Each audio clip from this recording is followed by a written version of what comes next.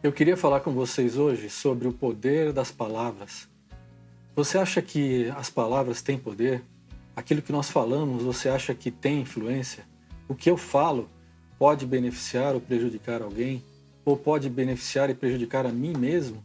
Ou você acha que aquela frase que a gente ouve por aí faz sentido?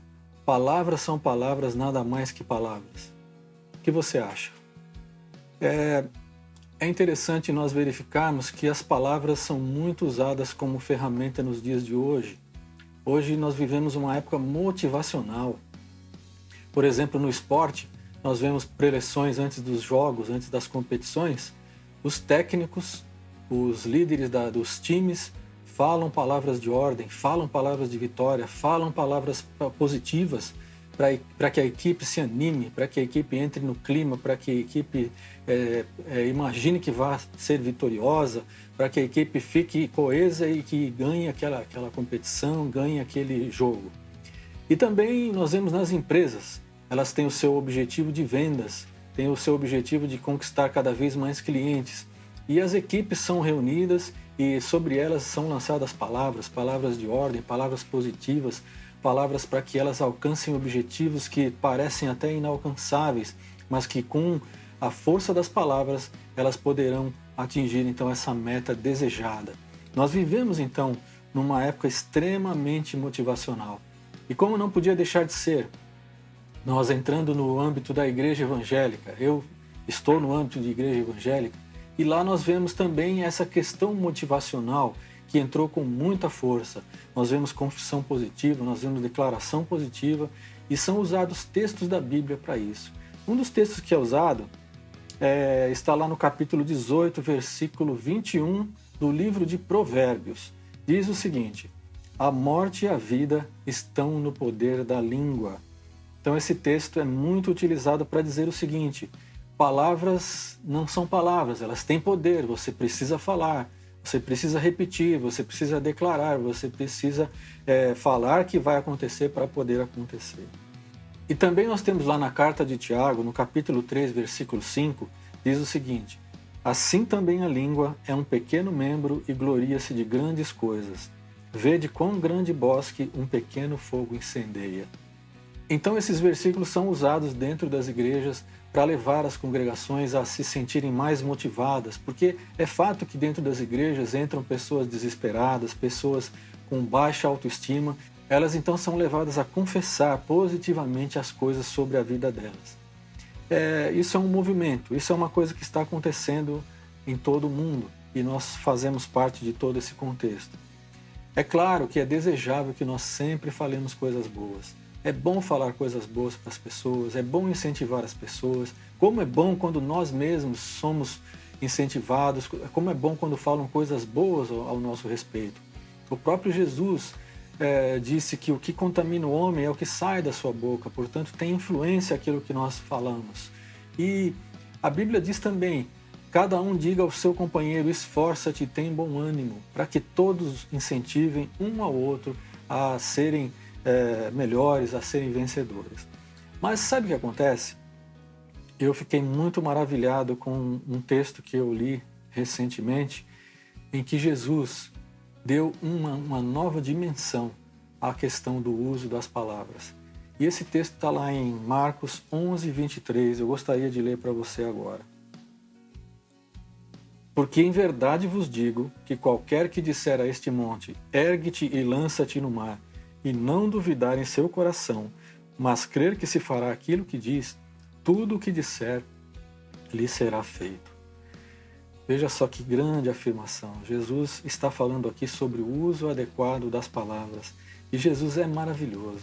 Ele coloca todas as coisas num plano novo, num plano diferenciado, num plano panoramicamente muito maior do que nós poderíamos imaginar.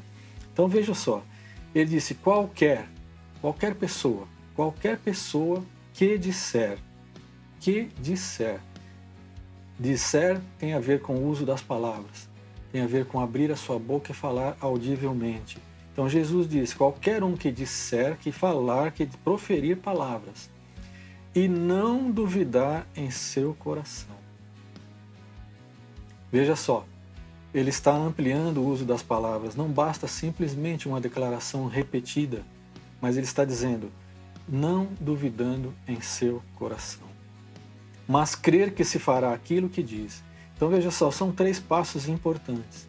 Tem que dizer, tem que não duvidar no coração e tem que crer que vai acontecer aquilo que disse. É tremendo, é maravilhoso. Então veja só, palavras sozinhas não podem fazer nada. Não adianta você ficar repetindo que você tem aquilo ou que você não tem aquilo e esperar que isso aconteça se dentro do teu coração há dúvida, se dentro do teu coração você não crê. Por isso é que nós devemos dar atenção ao que Jesus disse aqui. E sabe, gente, o que Jesus disse é um todo que se completa. Veja só, lá em Provérbios diz, o poder está naquilo que é dito. E Jesus disse, você vai dizer, mas não pode duvidar no seu coração. E você tem que crer que aquilo se fará. E ele ainda acrescenta lá em João 15, versículo 7, o seguinte texto. Vejam só que interessante. Se permanecerdes em mim e as minhas palavras permanecerem em vós, pedireis o que quiserdes e vos será feito. Veja só, gente, o que Jesus fala é uma coisa muito ampla. Nós temos que nos abandonar nos braços de Jesus, porque tudo o que ele disse é verdade. E ele disse, diga, não duvide, creia que vai acontecer.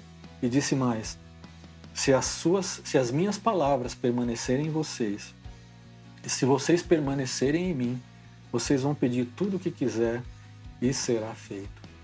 Vocês vejam que as coisas negativas nós parece que cremos mais. Quando vem uma notícia ruim, quando vem algo negativo, aquilo parece que nós acabamos crendo de primeira, muitas vezes nem contestamos. Mas Jesus diz para não fazermos assim. Vamos dizer as coisas, vamos tirar toda a dúvida do nosso coração, portanto é fé 100%, não pode ser 99,9%, tem que ser fé plena, fé total, mas também vamos permanecer em Cristo e as palavras dele permanecerem em nós. Por isso você deve abrir a palavra, deve abrir a Bíblia e ver as coisas que Jesus disse sobre todas as coisas da vida e crer no seu coração.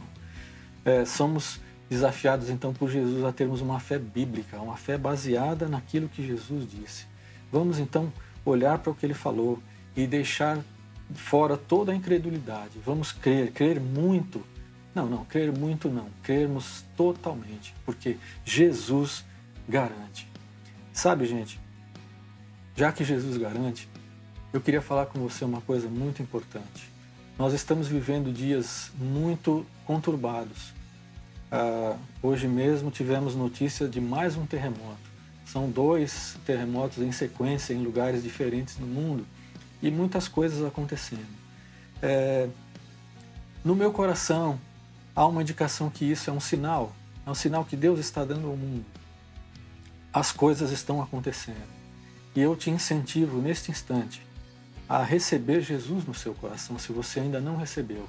Porque esta é a coisa mais importante que você pode fazer. Você receber Jesus no seu coração e ter certeza que a sua vida está garantida pela eternidade. Se você quer fazer isso comigo, eu vou agora te dar essa oportunidade e peço para que você repita a seguinte oração que eu vou fazer, dizendo em voz alta. Senhor Deus, abra o meu coração e o convido a entrar.